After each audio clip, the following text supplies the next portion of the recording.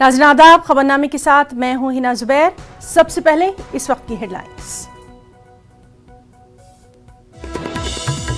Share market में जबरदस्त गिरावट, सेंसेक्स 1100 से ज्यादा पॉइंट्स टूटा। सरमायाकारों के 6 लाख करोड़ रुपए एक ही झटके में डूब गए।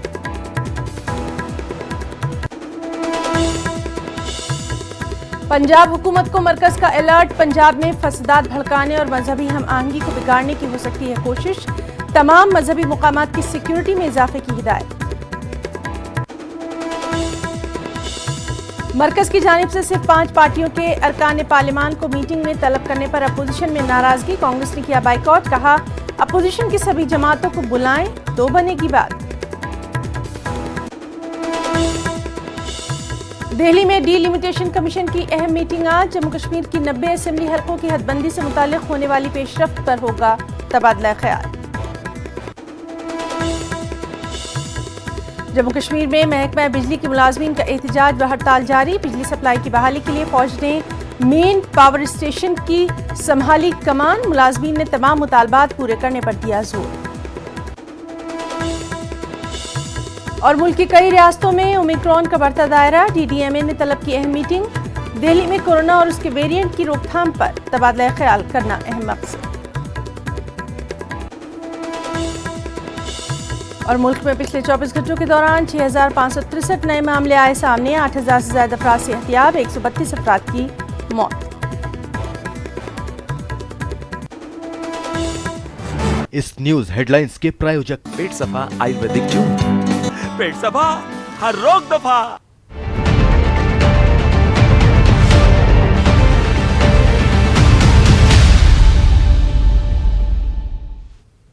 और खबरों की शुरुआत अहम खबर के साथ। कारोबारी हफ्ते के पहले रोज स्टॉक मार्केट में जबरदस्त गिरावट आई है।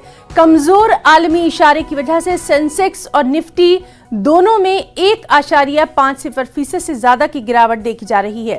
Bank, auto, IT, metal, realty समेत तमाम शोबों में गिरावट की वजह से सेंसेक्स इब्तिदाई कारोबार में 1150 पॉइंट से ज्यादा गिर गया, जबकि निफ्टी 16,700 से नीचे गिर गया। स्टॉक मार्केट में गिरावट की वजह से सरमायाकारों की 6 लाख करोड़ रुपए से भी ज्यादा की दौलत एक ही झटके में डूब गई।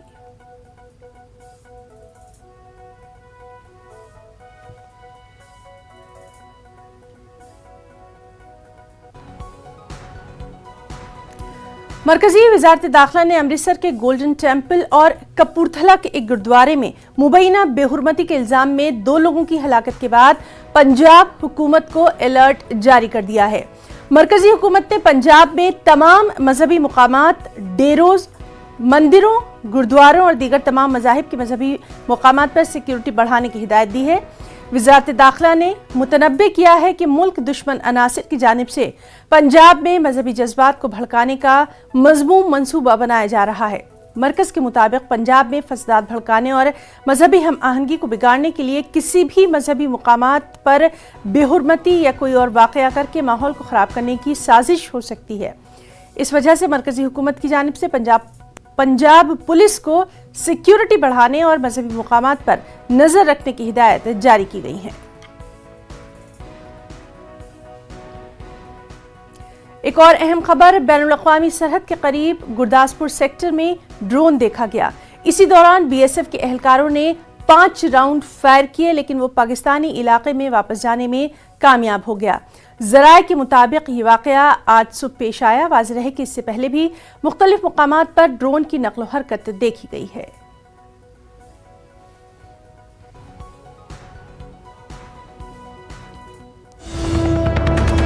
इस वक्त की एक और अहम खबर, पनामा पेपर लीक मामले से जुड़ी हुई। ईडी यानी इन्फोर्समेंट डायरेक्टरेट ने अदाकारा ऐश्वर्या राय के नाम सम्मन जारी किया है। ऐश्वर्या राय आज ईडी के सामने हाजिर नहीं होंगी। तो पनामा पेपर लीक मामले से जुड़ी अहम खबर, ईडी इन्फोर्समेंट डायरेक्टरेट ने अदाकारा ऐश्वर्या राय के नाम सम्मन जारी किया है। आपको बता दें कि ऐश्वर्या राय आज ईडी के सामने हाजिर नहीं होंगी।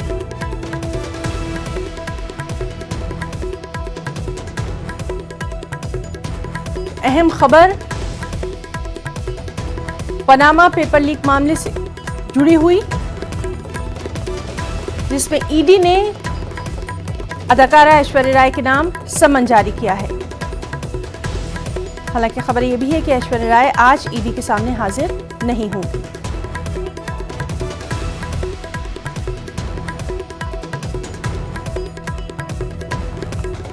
तो इन्फोर्समेंट डायरेक्टरेट ने अदाकारा ऐश्वर्या राय के नाम समन जारी किया है। पनामा पेपर लीक मामले में ये समन जारी किया गया है। हालांकि खबर यह भी है कि ऐश्वर्या राय आज ईडी के सामने हाजिर नहीं होंगी।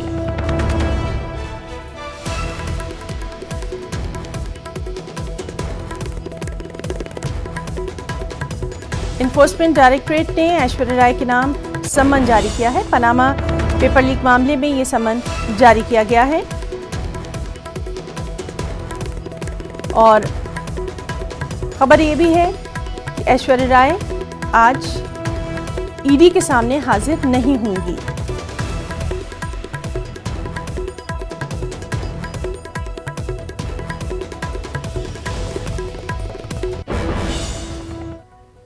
जम्मू कश्मीर में महकमा बिजली के मुलाजमीन का एहतजाज और हड़ताल जारी है। कई इलाकों में पावर सप्लाई मुतासिर है।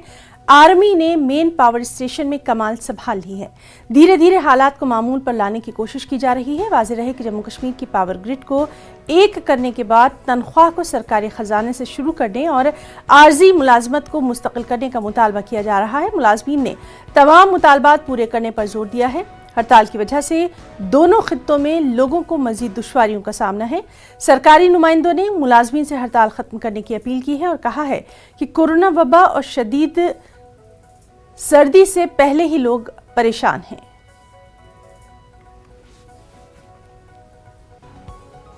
और आज शाम हमारी बातचीत आप में से कुछ लोग उस मौके पे मौजूद भी थे। जो उनकी जो ग्रीवेंसेस हैं उनको पॉइंट वाइज रिड्रेस किया गया, जो कि एमडी साहब ने उस वक्त वहाँ पे मौके पे बताया। कुछ इमीडिएटली रिड्रेस हो गए हैं, कुछ रिड्रेस एक प्रोसीजर के तहत होंगे जो कि हो जाएंगे।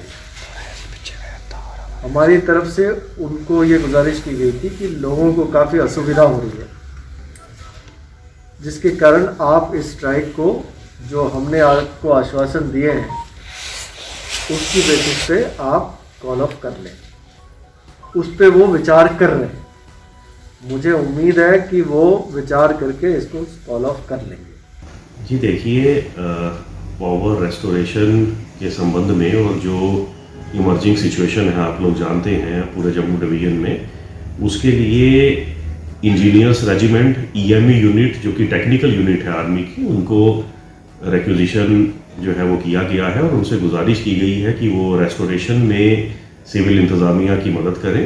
साथ ही में हमारे जो रेखीय दायरे हैं जिसमें NHPC, NTPC, PGCIL, REC, PDCL, उन सभी से भी गुजारिश की गई है कि जहाँ जहाँ पर उनका जो जो क्षमता और स्टाफ और मैन पावर उपलब्ध है उनको इस दौरान पूलिंग करने की ज़रूरत है, क्योंकि अभी प्राइमरी मोटिव जो अभी विंटर कंडीशंस और कोविड के हालात को देखते हुए हम लोगों को पावर मुहैया करा सकें और पावर सप्लाई जहाँ जहाँ पर आउटेजेस हुई हैं उनको रिस्टोर कर सकें, वो हमारा प्राइमरी इंटेंशन है।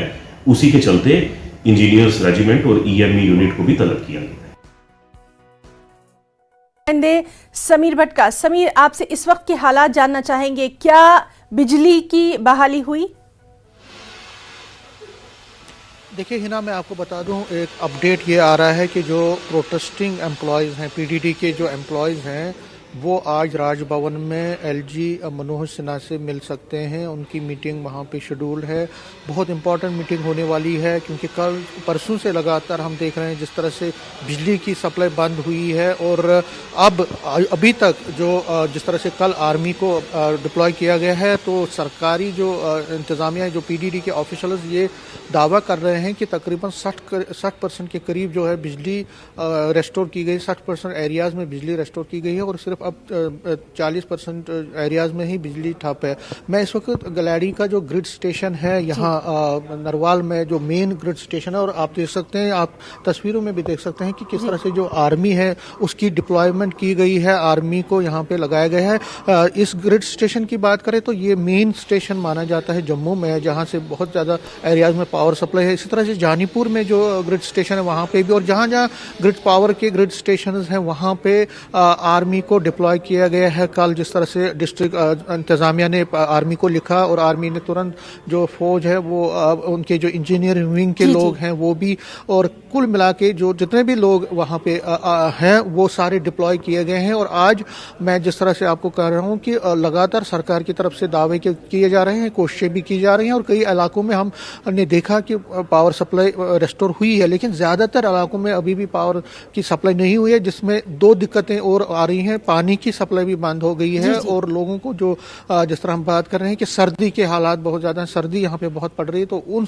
उससे भी लोगों को बहुत ज़्यादा दिक्कत आ रही है, क्योंकि अब एलजी खुद इस चीज़ को इंटरवीन कर रहे हैं, और जो एम्प्लॉयज़ हैं, जो प्रोटेस्टिंग लोग हैं, जो एहतजाजी हैं, उनकी आज मीटिंग एलजी से होने वाली है राजभवन में, तो उस पर सबकी नज़रें टिकी हुई है। और ऐसा लग रहा है क्योंकि जो पीडीडी के जो एहतजाजी एम्प्लॉयज़ हैं उनका भी ये कहना है कि वो अब थोड़ा बहुत नरम उनका रुख हो गया है, क्योंकि लगातार सरकार ने भी उनको चेताया है कि अगर वो ज़्यादातर ये चीज़ें करेंगे तो उनके खिलाफ सख्त से सख्त कार्रवाई की जाएगी, उनके एफआईआर भी दर्ज किए जाएंगे। तो उसके बाद हमने देखा कि उनके रुख में भी थोड़ी नरमी आई है, लेकिन जिस तरह से कल से ये डेडलॉक बढ़ा है तो लोगों की दिक्कतें बहुत बढ़ गई हैं। पूरा जो निज़ाम है वो ठप हो गया है। आपको पता है कि बिजली का कितना इंपॉर्टेंट रोल होता है रोजमर्रा की जिंदगी में। तो जी बिल्कुल, तो इस अहम मीटिंग पे बातचीत में क्या पेशरफ्त होती है उस पर भी लगातार हमारी नजर बनी रहेगी। बहुत बहुत शुक्रिया समीर आपका तमाम तर तफसीली जानकारी नाज़रीन तक पहुंचाने के लिए। आज दिल्ली में जम्मू कश्मीर हदबंदी पैनल की अहम मीटिंग होने जा रही है। हदबंदी कमीशन ने मरकज के ज़ेर इंतज़ाम इलाके जम्मू कश्मीर की 90 असेंबली हलकों की हदबंदी से मुताल्लिक़ होने वाली पेशरफ्त पर तबादला ख्याल के लिए आज नई दिल्ली में एक अहम मीटिंग तलब की है। सैरनी हदबंदी कमीशन की सरबराही रिटायर्ड जस्टिस रंजना प्रकाश देसाई कर रही हैं और कमीशन की मुद्दत कार मार्च 2022 में खत्म हो रही है। इसके बाद असेंबली इंतखाबात होने हैं। कमीशन के 5 एसोसिएट मेंबरान भी हैं, जिनमें बीजेपी की जानिब से member parliament doctor Jitendra Singh और मेंबर पार्लियामेंट जुगल किशोर शर्मा के अलावा नेशनल कॉन्फ्रेंस के 3 अरकान पार्लियामेंट डॉक्टर फारूक अब्दुल्ला, मोहम्मद अकबर लोन और रिटायर्ड जस्टिस हसनैन मसूदी शामिल हैं। वाज़ेह है कि कल डॉक्टर फारूक अब्दुल्ला ने कहा था कि वो हदबंदी कमीशन की मीटिंग में शिरकत करेंगे।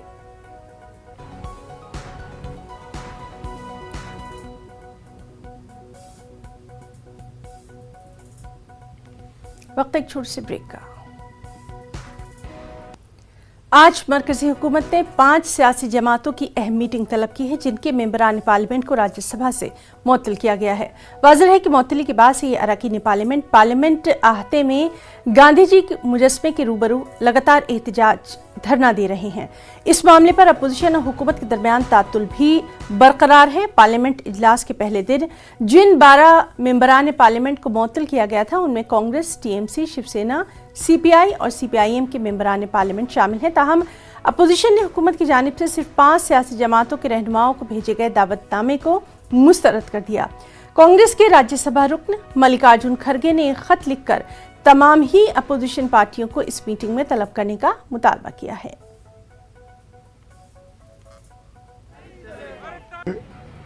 सिर्फ 4 पार्टी 5 पार्टियों को बुला के अगर सारे अपोजिशन लीडर्स को अगर नहीं बुलाएंगे तो क्या मैसेज जाएगा? जो लोग 15-16 पार्टी के लोग हमारे साथ खड़े हुए हैं और जिन पार्टी के लोग सस्पेंड नहीं हुए हैं वो भी हमारे साथ है, तो हमारे अपोजिशन पार्टी को यूनिटी तोड़ने के लिए, हमको डिवाइड करने के लिए एक साजिश है। और इस साजिश में हम कैसा शामिल हो सकते हैं?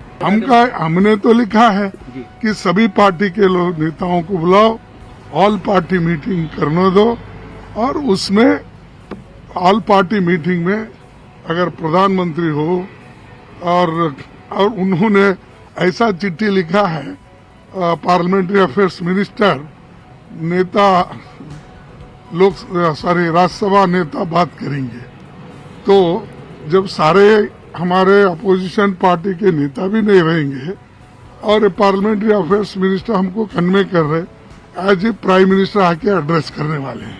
तो सर मीटिंग में अटेंड फिर आप लोग नहीं करेंगे? मतलब क्या है, यही है ना। तो संसद में और क्या मसले होंगे सर? राज्यसभा में क्या 12 निलंबित सांसदों का मुद्दा? हाँ, हम उठाएंगे, उसीलिए तो हम चिट्ठी लिखे हैं, देखेंगे अब क्या वो बोलते हैं। दादा किस रूप में सदन आज चलेगा, क्या कहेंगे? सरकार के ऊपर निर्भर करते हैं, सरकार की रवैया पहले देखिए उसके बाद तय करेंगे। आज बैठक भी क्यों नहीं जा रहे आप लोग, जो सरकार ने बैठक बुलाई है?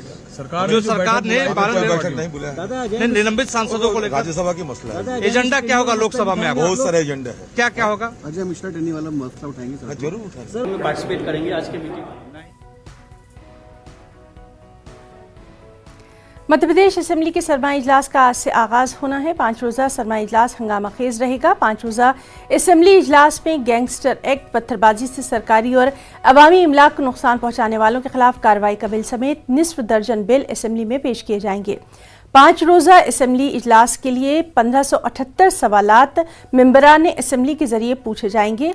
असेंबली इजलास के दौरान पंचायत इंतखाबात, ओबीसी रिजर्वेशन और किसानों की खाद के मसाइल पर हुकूमत और अपोजिशन के दरमियान टकराव होने की पूरी उम्मीद है। वहीं अक़लियती इदारों की तश्कील और उर्दू असातिज़ा के मसाइल पर असेंबली में बहस होगी। असेंबली इजलास में हुकूमत सप्लीमेंट्री बजट भी पेश करेगी।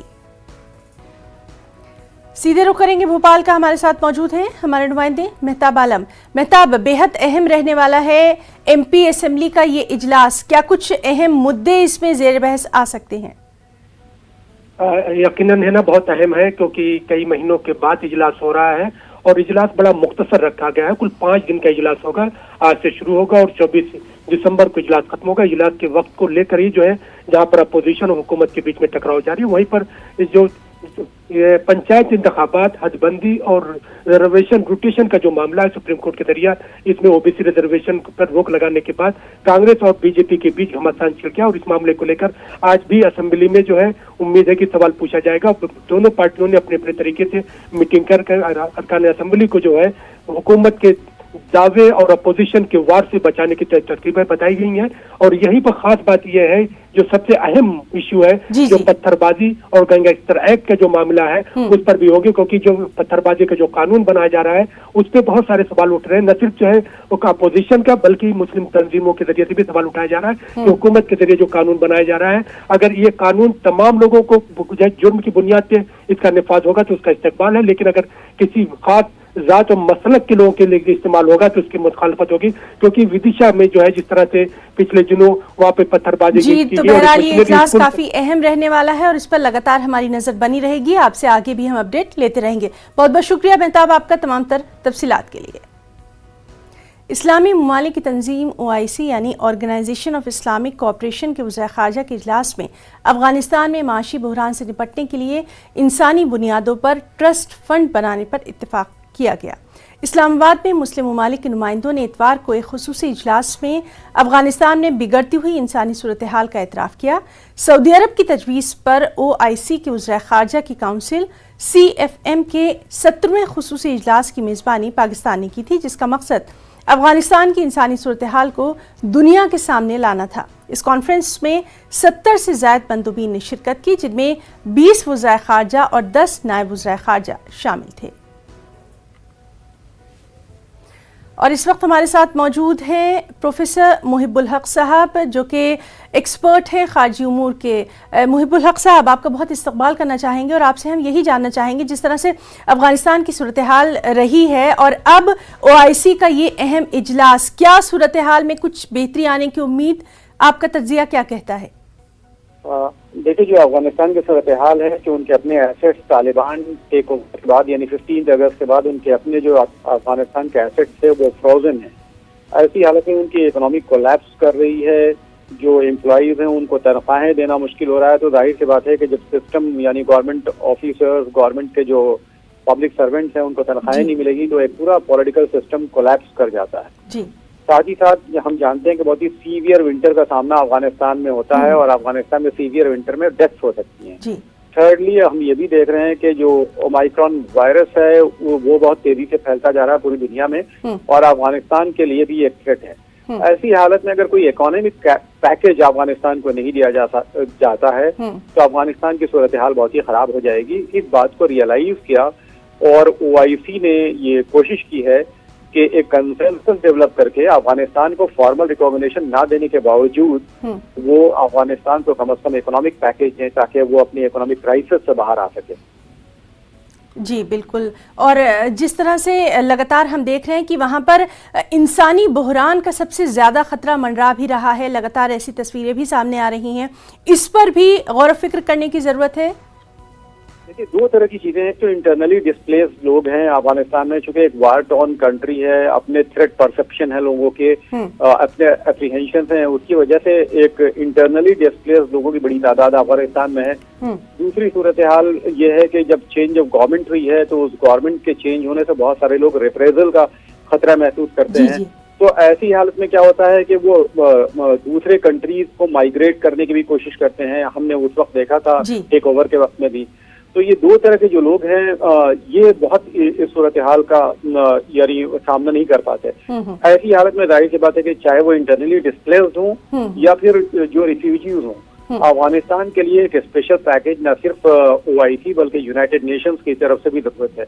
और यूनाइटेड नेशंस के अफसरान भी बार बार वार्निंग दे रहे हैं कि अफगानिस्तान की सूरत हाल बहुत ही तशवीशनाक है। बिल्कुल, बहुत बहुत शुक्रिया आपका तमाम तर बातचीत के लिए।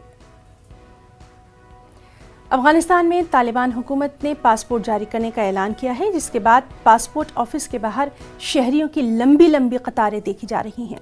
सख्त ठंड के बावजूद ख्वाहिशमंद अफगान शहरी पासपोर्ट हासिल करने के मुंतज़िर नज़र आ रहे हैं और माहिरीन के मुताबिक तालिबान की मौजूदा हुकूमत से ये शहरी खौफज़दा हैं, जिसकी वजह से किसी भी तरह अफगानिस्तान से निकलना चाहते हैं।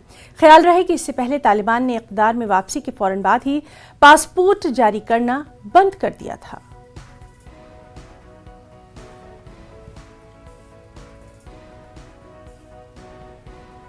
कोरोना वबा के दौरान बाहमी इमदाद और इंसार का जज्बा मुस्तहकम हुआ है। मुल्क इस वबा से मुत्तहिद होकर मुकाबला कर रहा है। टीकाकारी के ऐलान के बाद हम बेहतर ताउन करें, जिससे हम कोरोना को मात देने की जानिब कदम बढ़ा सकें। नेटवर्क 18 इस मुहिम में हर कदम पर आपके साथ रहेगा।